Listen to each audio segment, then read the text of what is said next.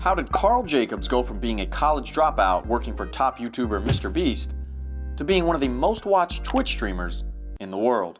Welcome everybody, welcome, it's me, Karl! Even more, how did he go from having basically no fans after 2 years of constantly streaming to now having his recently released podcast outrank Joe Rogan on the Spotify charts? In this video, I answer those questions by recapping the insightful 14-minute breakdown by YouTubers Colin and Samir on Karl Jacobs' inspirational story. But first, who is Karl Jacobs?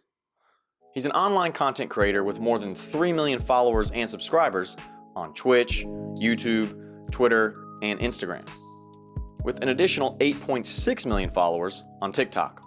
A lot of luck is involved in how I got here, but luck happens to a lot of people. But not a lot of people work as hard as Karl did, even when he was seeing no results right before he was about to graduate from college. I was max credits so that I can get 2 degrees, but then I was also streaming like 40 hours a week. I was kind of nonstop because I just wanted to do something different. Like I was streaming and I wanted to keep streaming, which sounds stupid, but that's just how I felt. Then Karl's friend who worked for MrBeast helped offer him a video editing job for MrBeast's brother's YouTube channel. But the caveat was that if Karl wanted to take the job, he had to leave his college in Portland, Oregon, and move near MrBeast's headquarters in North Carolina. And that's exactly what he did.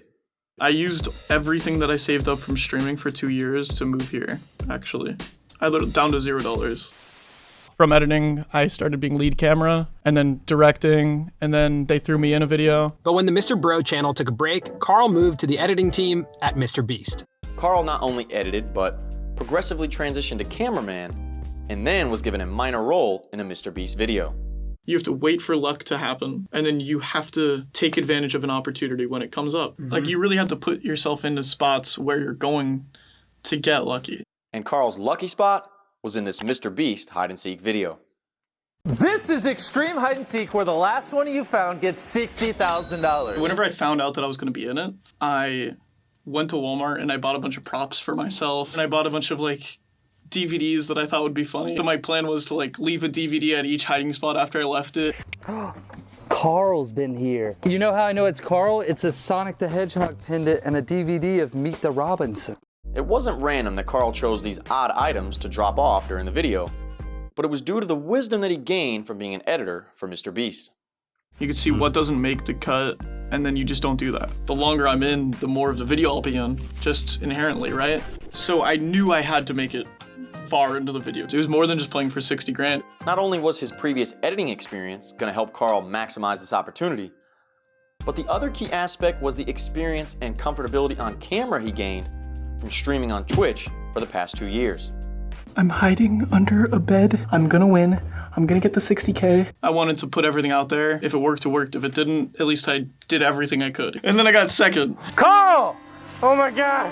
Karl, are you okay? Yes, you just lost 60,000. I sure did. After making it far in the hide-and-seek video and people becoming fans of Karl, he was featured in more and more MrBeast videos to the point that he became an integral part of one of the biggest channels on YouTube.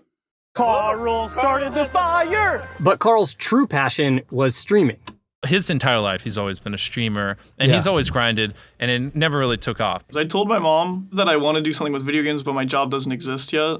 I had streamed to nobody for 2 years. I think I maxed out averaging 80 viewers. Order in the court. He would film a video with us from like 8 a.m. to like 10 p.m., and then I'd be like, all right, I'm gonna go to bed, I wanna die, I'm burnt out. And then I'd just get notifications, like, Karl's streaming. I'm like, this freaking animal, what is he doing? Eventually, Karl's discipline, his willingness to take a chance and move to North Carolina, and his relationship with MrBeast's team all paid off. That's because he got featured on MrBeast's gaming channel as a fill-in for one of MrBeast's main men, Chris, who was sick. And in that video, Karl was about to move closer to his dream as he was joined by one of the most popular streamers in the world, Dream. Go, go, go, go, go! Dream! From this interaction, Karl was then invited into the Dream SMP, which is too complicated for me to fully understand.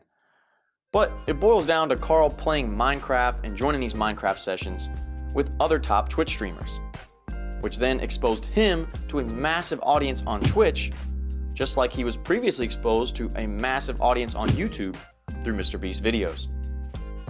With this exposure and Karl's continual effort to entertain and fully be himself in his streams, he catapulted his Twitch following and built a community of people just like him. I didn't really fit in, but in just the general world, but I guess on the internet you find people that you fit in with. But Karl didn't just find like-minded people for himself, but he did that for his followers as well. There's like this whole friend group that cultivated from watching my streams. My 3 best friends I met on Twitter because of the Dream SMP. That's what we were thrown in a group chat for. And they're my best friends now. That's more exciting to me than me finding friends, is like when I see like these kids like cultivating friendships from being, and they like, their point of contact is the fact that they both watch my stream. You know what I mean? Yeah. That's so cool to me. While there's a multiplicity of reasons and strategies that caused Karl to go from streaming to nobody for 2 years to now being one of the top streamers in the world, I think the primary catalyst behind his achievements is his burning desire that I don't want any year to feel like a sequel year. You know what I mean? I want it to, every single year, to feel like I did something crazy like that year where I really did something different. You know what I mean? And if you have that same ambition, I encourage you to fully embrace it by doing what you love, being willing to take risks, and persisting. Because if you do, you never know what can happen. Thanks for watching.